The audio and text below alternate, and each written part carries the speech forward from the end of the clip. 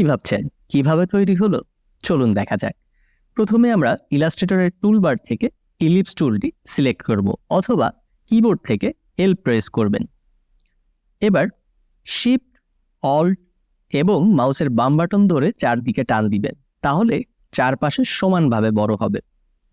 এবার আমরা চলে যাব স্ট্রোকটাকে একটু বোল্ড করতে। তার জন্য আমরা স্ট্রোকে যে 23 দিয়ে দিলাম। এবার স্ট্রোক লেখাটির উপরে ক্লিক করব এবং রাউন্ডেড ক্যাপে ক্লিক করব, তাতে করে গোল হবে। এবার ড্যাশে এসে আমরা 0 করে দেব এবং গ্যাপে যেয়ে আমরা 30 করে দিব। এবার ফাঁকা জায়গায় ক্লিক করাতে দেখুন গোল গোল করে আমার পুরা সার্কেলটা ভরে গেছে। এবার ডান পাশে জয়েনিং এর জায়গায় একটু কম বেশি করার জন্য যেন সুন্দর হয় চারপাশ, আমরা পুনরায় শিফট অল্ট এবং মাউসের বাম বাটন ধরে এটাকে রিসাইজ করে নিলাম। এবার আমরা ইউনিফর্মটাকে চেঞ্জ করব। দেখুন আমরা ইউনিফর্ম 4 দিলাম যেন একদিকে চিকন আর একদিকে মোটা থাকে। এবার আমরা যেটা করব, এইটিকে 4 ভাগে ভাগ করব। আমাদের দেখুন এখানে 4টি অ্যাঙ্কার পয়েন্ট আছে, যে 4টির যোগফলের কারণে এই সার্কেলটি তৈরি হয়েছে। এবার আমরা ডিরেক্ট সিলেকশন টুলটাকে সিলেক্ট করলাম এবং যে কোনো একটি অ্যাঙ্কার পয়েন্টকে সিলেক্ট করলাম এবং দেখেন cut path at selected anchor point click করার সাথে সাথে এটি 2 ভাগে বিভক্ত হয়ে গেছে এবং একই সাথে পরবর্তী 3টা অ্যাঙ্কার পয়েন্টগুলোকে আমরা ভাগ করে নিচ্ছি। দেখুন প্রত্যেকটি আলাদা আলাদা হওয়ার কারণে প্রত্যেকটির এক পাশে মোটা এবং আরেক পাশে চিকন হচ্ছে। দেখুন এবার 4টি আলাদা আলাদা একটা একটা স্ট্রোক তৈরি হয়ে গেছে। দেখুন এই একটি, এই একটি, এই একটি এবং এই একটি, এই 4টি আলাদা আলাদা হয়েছে। এইবার আমরা কিবোর্ড থেকে কন্ট্রোল জি দিয়ে 4টিকে সিলেক্ট করে গ্রুপ করে নিব। গ্রুপ করাটা খুবই ইম্পর্টেন্ট, আপনারা মনে রাখবেন। এবার আমরা যাব ইফেক্টে, ইফেক্ট থেকে ডিস্ট্রয়েড অ্যান্ড ট্রান্সফর্ম এবং ট্রান্সফর্মে। চলুন দেখি কি হয় এখন। আমরা স্কেল অর্থাৎ বড় ছোট আয়তনের এখানে হরিজন্টালি 90 এবং ভার্টিক্যালি 90 দিয়ে দিলাম, অর্থাৎ জাস্ট 10% করে কমিয়ে একটু ছোট করে নিলাম। এবার আমরা যাব কপিসে, কত কপি আমাদের লাগবে। আমরা এখানে 8টি কপি দিয়ে দিচ্ছি, তাহলে আমাদের মোট 9টি হবে।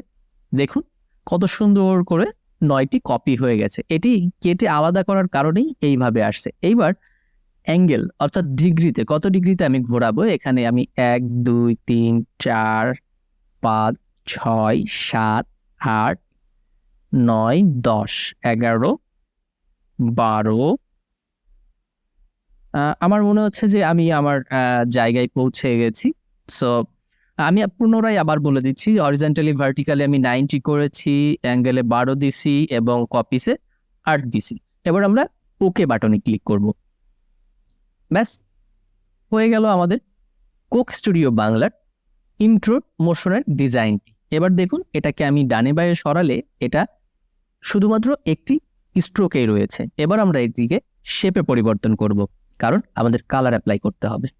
তাহলে চলুন আমরা শেপে অ্যাপ্লাই করার জন্য আমরা যাব অবজেক্টে, অবজেক্ট থেকে এক্সপেন্ড অ্যাপিয়ারেন্স ক্লিক করার সাথে সাথে দেখুন প্রত্যেকটা আলাদা আলাদা করে একটি শেপ তৈরি হয়েছে। এবার আমরা এটিকে আনগ্রুপ করব, তার জন্য আমাদের ডান বাটন ক্লিক করতে হবে, ঠিক যেভাবে স্ক্রিনে দেখাচ্ছে আনগ্রুপ। আনগ্রুপ করার পরে এটিকে আমরা আলাদা আলাদা করে গ্রুপ করে নিব। হ্যাঁ, অর্থাৎ প্রত্যেকটি আমাদের এখানে যে 4টি গ্রুপ আছে এই 4টিকে আলাদা আলাদা করে আমরা গ্রুপ করে নিব।